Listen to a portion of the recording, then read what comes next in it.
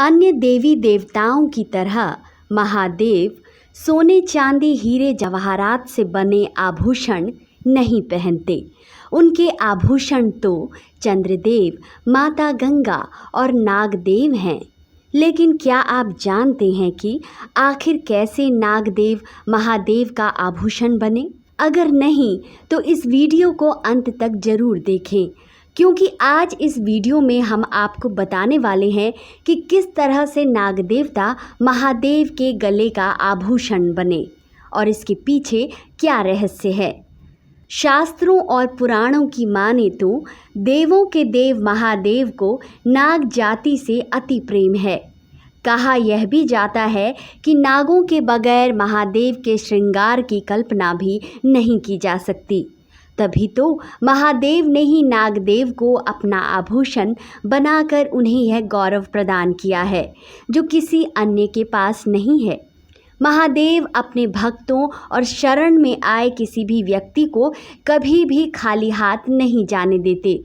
तभी तो उनकी शरण में आए चंद्रमा को उन्होंने अपने शीश पर बिठाया, तो माता गंगा को अपनी जटा में धारण किया।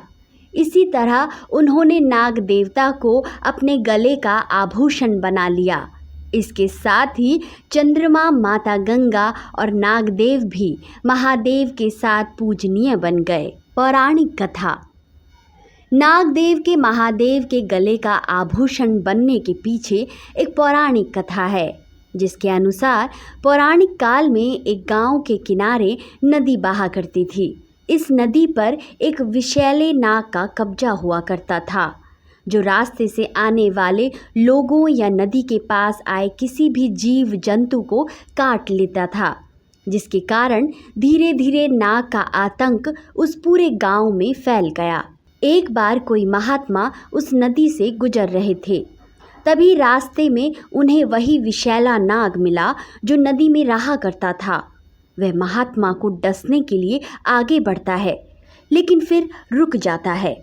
तभी महात्मा उससे पूछते हैं कि तुम मुझे काट कर आगे क्यों नहीं बढ़ते?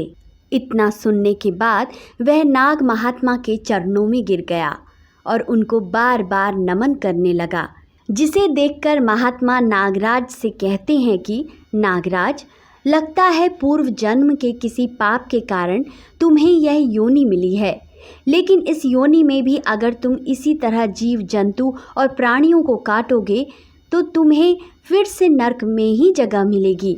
अगर तुम इस योनि और नरक में जाने से बचना चाहते हो तो तुम्हें किसी को भी काटना नहीं चाहिए। जिसके बाद नाग ने किसी भी जीव जंतु या प्राणी को काटना छोड़ दिया और अहिंसा का मार्ग अपना लिया। लेकिन उसके बाद कुछ व्यक्ति नागदेव को छेड़ने लगे और उन्हें परेशान करने लगे।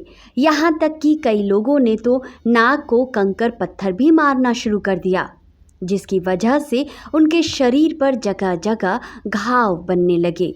फिर कुछ दिनों बाद दोबारा वही महात्मा उस नदी से जा रहे थे तो उन्हें वह नाग मिलता है। नाग की ऐसी हालत देखकर महात्मा उससे पूछते हैं कि आखिर तुम्हारी यह हालत किसने की? जिसके बाद नाग देवता बताते हैं कि मुझे अब लोग परेशान करते हैं और कंकर पत्थर मारते हैं, उन्होंने ही मेरा यह हाल किया है। जिसके बाद महात्मा नाग से कहते हैं कि मैंने तुमसे किसी को ना काटने के लिए कहा था, लेकिन ऐसा नहीं है कि अगर कोई तुम्हें परेशान करे तो तुम उस पर गुस्सा भी नहीं कर सकते। आज से जो भी तुम्हें परेशान करे तुम उसकी तरफ फुफकार मारकर दौड़ जाना।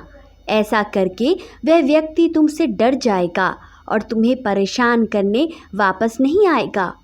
जिसके बाद अगर कोई भी व्यक्ति नाग को परेशान करता या उन्हें कंकर पत्थर मारने के लिए जाता तो नाग फुफकार भरकर उन्हें डराने को चले जाते। जिसके बाद दोबारा से सभी व्यक्ति नाग से डरने लगे और उनके पास जाने से कतराने लगे और अब उन्हें कोई भी परेशान नहीं करता था और ना ही छेड़ता था। कुछ दिनों बाद फिर से वही महात्मा नदी से गुजर रहे थे।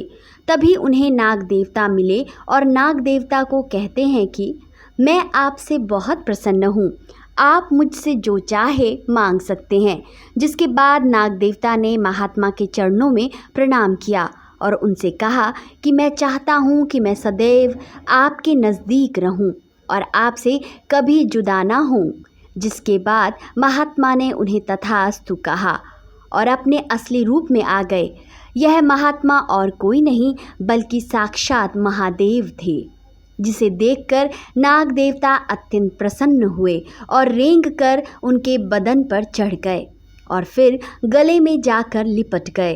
तभी से नाग देवता महादेव के गले का आभूषण बने हैं। आपको हमारी ये वीडियो कैसी लगी हमें कमेंट सेक्शन में ज़रूर बताएं।